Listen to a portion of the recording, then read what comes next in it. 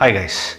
Now in this video we're going to be talking about Kalki avatar and 9 different avatars that came before the Kalki avatar. Now you could call it avatar, but I personally would feel that it is more of a symbol than just an avatar. You see, the reason why I call it to be a symbol than just a mere avatar is because a symbol is something that denotes about the past, future and the present in one particular form. But when we take a look at the physical avatar, such as Krishna that you can see over here, or whatever is the form that we talk about, we give more importance to the physical form. And when we give importance to the physical form, what happens subconsciously is we try to forget the symbol or the purpose in which they stood for and just take a look at what it is seeming to be on the outside. This is one problem that we all have in the current day and age, and which is something that is addressed in the Bhagavad Gita. See, any avatar that has a much more higher value, much more higher intelligence and a much higher divine purpose than us human beings is free from opposites such as truthfulness or lie or deceit, fear, fearlessness, joy, sadness. All these pair of opposites that we see, all of it is supposed to be transcended onto a different plane and not remain on either end of the tunnel. And the reason that the Bhagavad Gita mentions this is because each and every avatar has its distinct purpose which needs to be fulfilled, and thereby we call it as a symbol.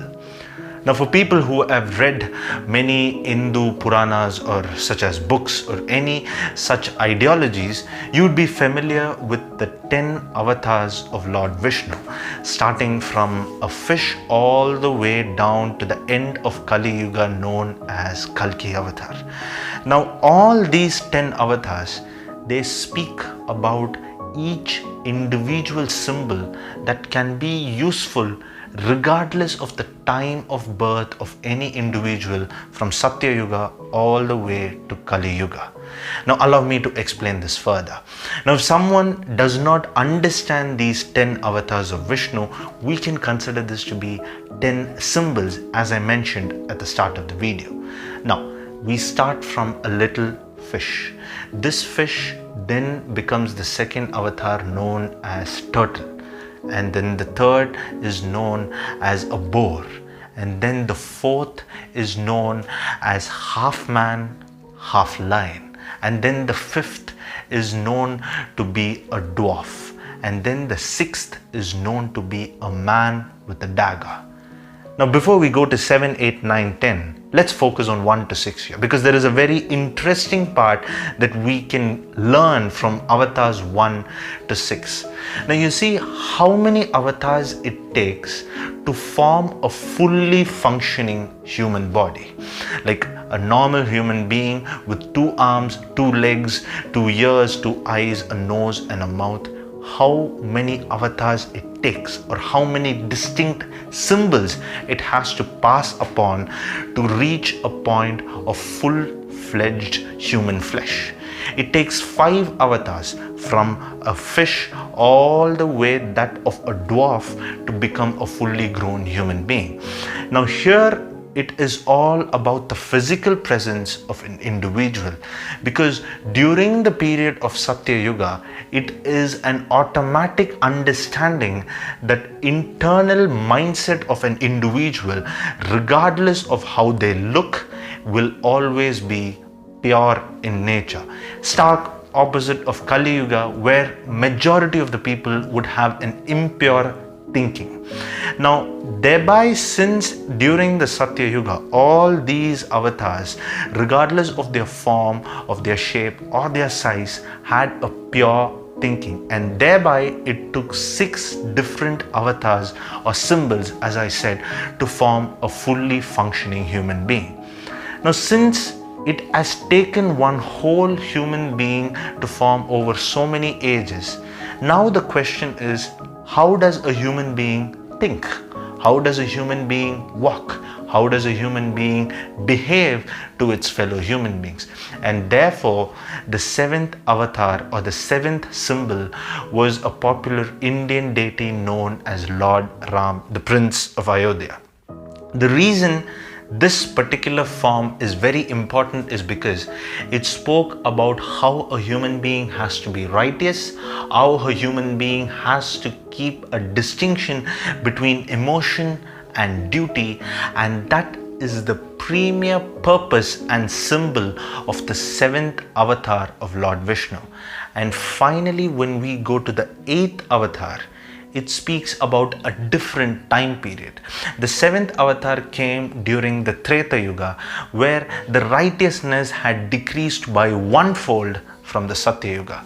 In the eighth avatar, it happened during Dwapar Yuga, where the righteousness had decreased one-fold from Treta Yuga and twofold from the Satyayuga.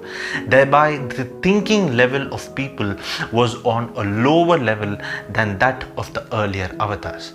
So when in the Dwapar Yuga, Krishna came in as the eighth avatar, there had to be a man who was loving, compassionate, but also a man who was a mastermind in knowing how to deal with people.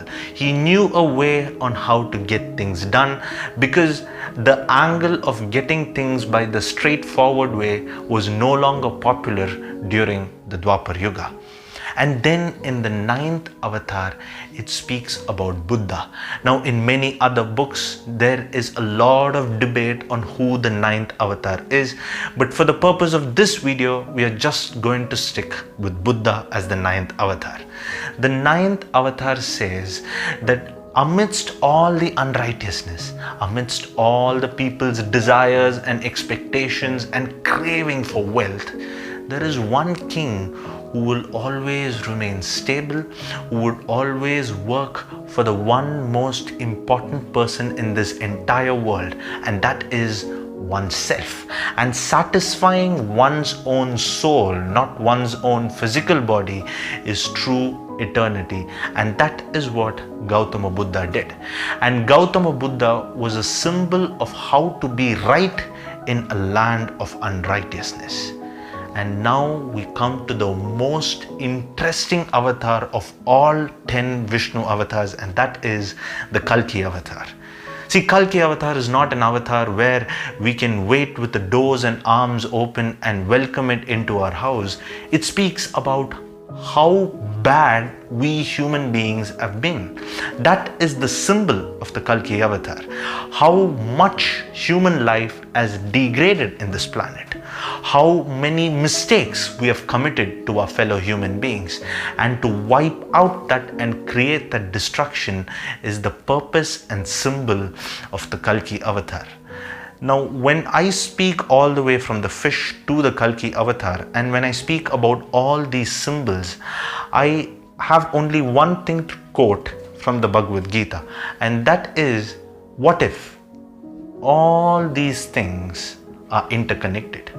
The reason I say this is because in one verse the Bhagavad Gita says, right from the planet Earth all the way to the inception of this universe, what if everything is one whole vast interconnectedness? Because if you notice, the Kalki avatar's teachings would be very simple.